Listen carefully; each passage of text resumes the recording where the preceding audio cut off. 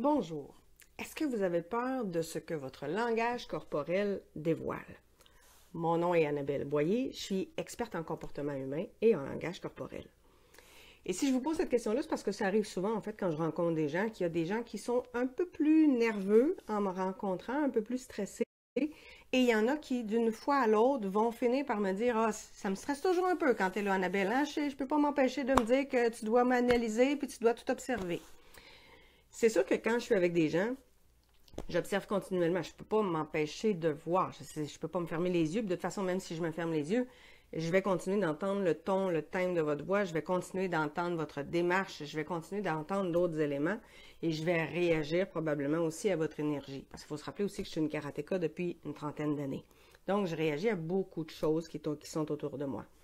Sauf que c'est sûr que vous trouviez que la dame ou l'homme qui est à la table à côté au restaurant est cute, ça vous appartient. Que ça ne soit pas la grande joie en ce moment avec votre conjoint ou votre conjointe, ça vous appartient. Que vous ayez eu une journée difficile, ça vous appartient. Votre corps lance plein de messages et on n'a pas besoin d'être un synergologue ou un expert en langage corporel pour être en mesure de le voir. Il y a plein de gens qui le voient de toute façon si vous allez bien ou si vous n'allez pas bien, puis s'il y a quelque chose qui se brasse en ce moment dans votre vie.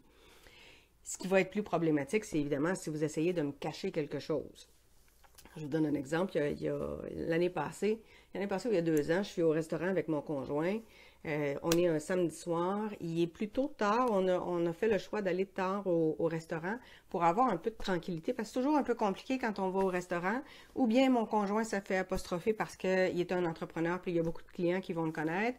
Ou c'est moi qui va se faire apostropher. Donc, on essaie d'aller souvent au restaurant à des heures où il y a moins de monde pour se faire moins déranger. Et cette fois-là, on est au restaurant. Et on a déjà payé la facture. En fait, on est sur le point de quitter et je me rassois.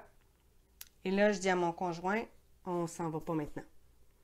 Et là, il me dit, mais là, qu'est-ce qui se passe? Ben, je dis, il y a une dame qui est allée à la salle de bain. Elle est ressortie au bout de 20 minutes, puis elle marche pas droit du tout. Elle a consommé quelque chose qui manifestement affecte considérablement son corps. Et il y a un autre monsieur qui a fait la même chose, puis lui, il est revenu, puis il est sur un high. Puis je dis, l'autre monsieur qui est là-bas, il essaie de partir sans payer sa facture. Alors, ils sont encore un groupe d'une quarantaine. Il ne reste que 2 serveuses. Le gérant est parti. On ne laisse pas les 2 serveuses toutes seules avec ce groupe-là.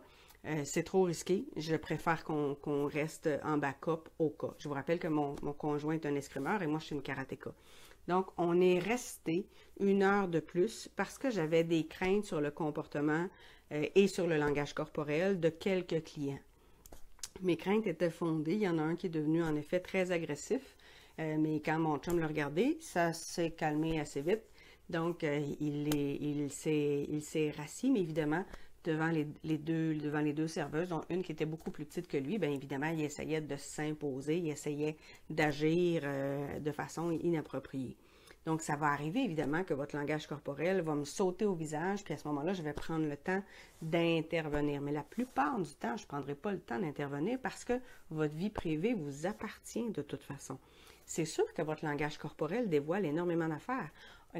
En neurosciences, on dit qu'on a entre 60 000 et 90 000 pensées par jour. Mais là-dedans, 80% de vos pensées vont demeurer dans votre inconscient. Donc, vous ne savez pas que vous avez eu des pensées qui ont traversé votre esprit, mais elles ont quand même eu un impact et sur votre cerveau et sur votre corps. Alors, c'est sûr que votre langage corporel va parler énormément, va être très révélateur de votre état d'esprit, de votre attitude, de votre état physique, de votre niveau de fonctionnement, de votre concentration, de votre niveau d'attention, de votre niveau de stress, de votre degré de confiance en vous. Votre langage corporel, il parle tout le temps. Alors, vous avez le choix où vous acceptez qu'il parle tout le temps et vous choisissez de mieux vous connaître.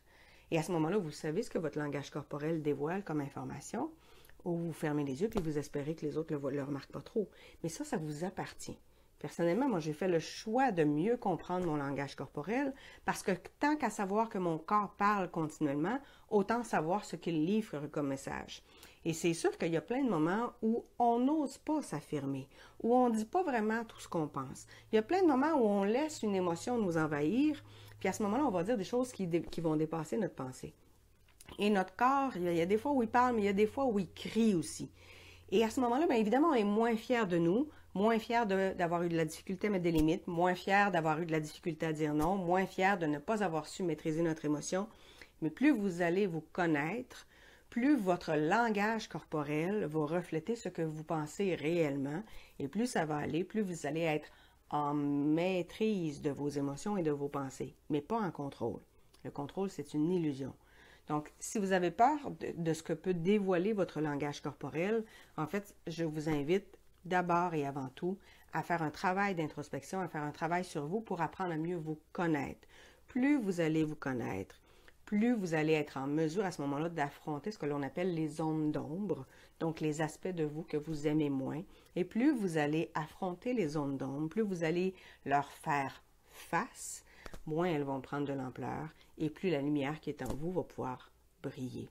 Votre langage corporel, c'est un allié. Il n'est pas là pour vous trahir, il est là simplement pour témoigner de qui vous êtes. Sur ce, on se retrouve bientôt pour une prochaine capsule. Au revoir.